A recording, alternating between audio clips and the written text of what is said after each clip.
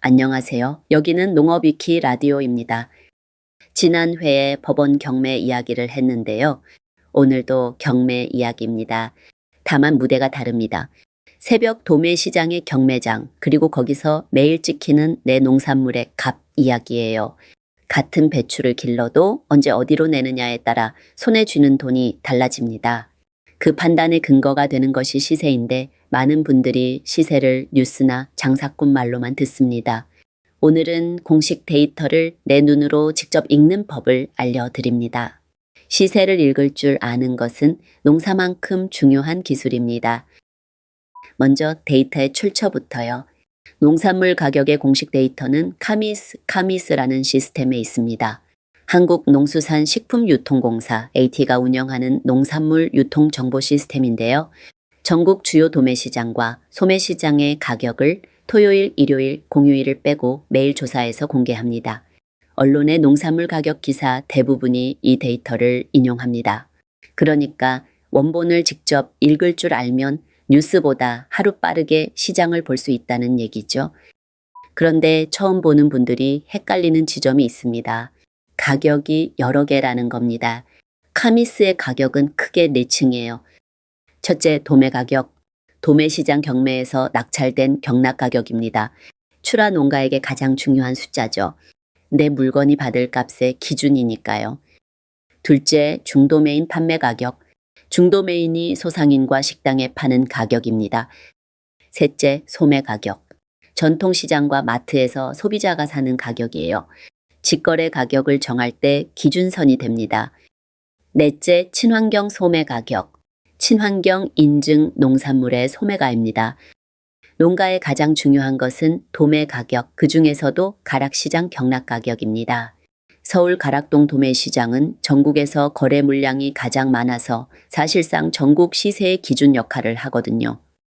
그럼 이 경락 가격은 누가 정할까요? 아무도 정하지 않습니다. 경락 가는 곳이 가격이 아니라 농안법에 따라 운영되는 공영 도매시장의 경매에서 그날 결정되는 낙찰 가격입니다. 구조를 보면요. 농가가 상품을 보내면 도매시장법인이 넘겨받아 상장하고 경매사의 진행으로 중도매인들이 값을 부릅니다. 가장 높은 값을 부른 쪽이 낙찰되고 그 가격이 전광판에 찍힙니다. 이 제도가 출하자에게 주는 효용이 3가지 있습니다. 하나, 가격의 공개성. 경락가는 모두에게 공개되어 누구도 값을 숨길 수 없습니다. 둘, 정산의 안전성. 판매 대금은 도매시장법인이 책임지고 지급하니까 개별 상인과 거래할 때처럼 대금을 떼일 위험이 구조적으로 차단됩니다. 셋, 판로의 개방성. 물량이 적은 농가도 상품을 보내기만 하면 전국 수요와 연결됩니다. 물론 비용도 있습니다. 위탁 수수료와 하역비 같은 항목이 정산서에서 빠지는데 요율은 시장마다 달라서 해당 시장의 규정으로 확인하셔야 합니다. 참고로 표준 규격으로 출하하면 하역비 부담에서 유리하게 설계되어 있으니 선별과 포장을 규격에 맞추는 것이 값에서도 비용에서도 이득입니다. 자, 이제 시세 읽기 3원칙입니다. 첫째, 등급과 단위를 반드시 맞춰서 보세요. 배추 상품 10kg 그물망 가격과 특품 포기당 가격은 전혀 다른 숫자입니다. 내 물건과 같은 조건의 가격을 봐야 의미가 있어요. 둘째, 반입량과 함께 보세요. 가격 급등은 반입량 급감과 짝을 이루는 경우가 많습니다. 가격만 보고 출하를 늦췄다가 반입이 몰리면 값은 순식간에 꺾입니다. 셋째, 하루 가격이 아니라 흐름을 보세요. 카미스는 일별, 월별 추이, 조회를 제공하니까 최소 몇 주 단위의 방향을 확인한 뒤에 판단하는 것이 안전합니다. 그리고 오늘의 핵심 개념 평년 대비입니다. 오늘 배추 도매가가 포기당 5,000원이라는 숫자 자체는 판단 근거가 못 됩니다. 기준선이 필요한데 그게 평년 가격이에요.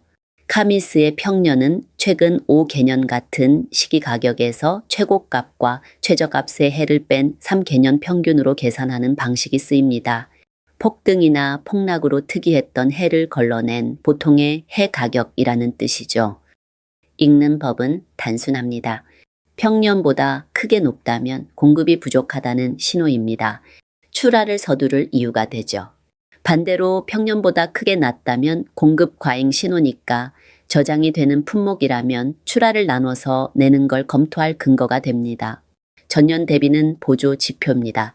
작년이 특이했던 해라면 착시를 만들 수 있으니 평년 대비를 기본으로 삼으세요. 이걸 실제 결정에 연결하는 세 장면을 보겠습니다. 장면 하나, 출하 시기 판단. 양파나 마늘, 감자처럼 저장이 되는 품목은 경락가 흐름과 반입량을 함께 보며 나눠서 출하해 위험을 분산합니다.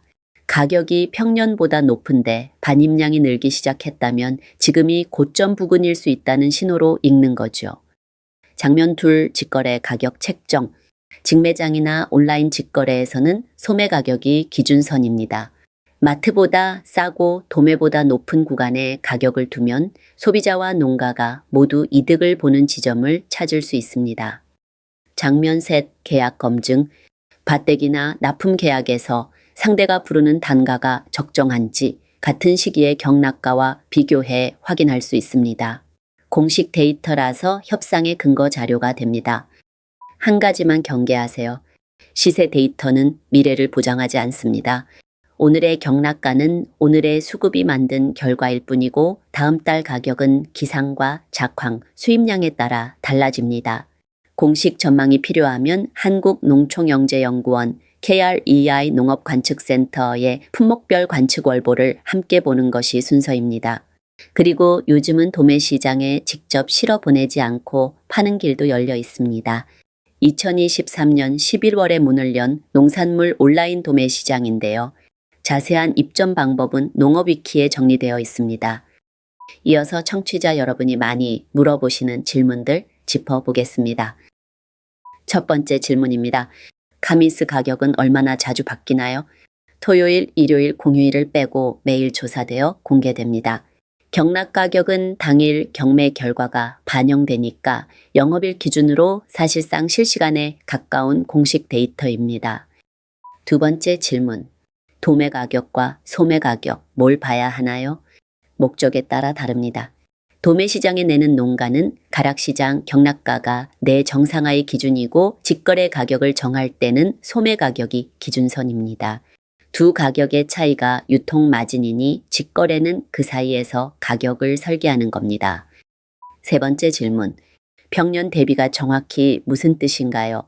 최근 5개년 같은 시기 가격에서 최고와 최저의 해를 뺀 평균과 비교한 것입니다.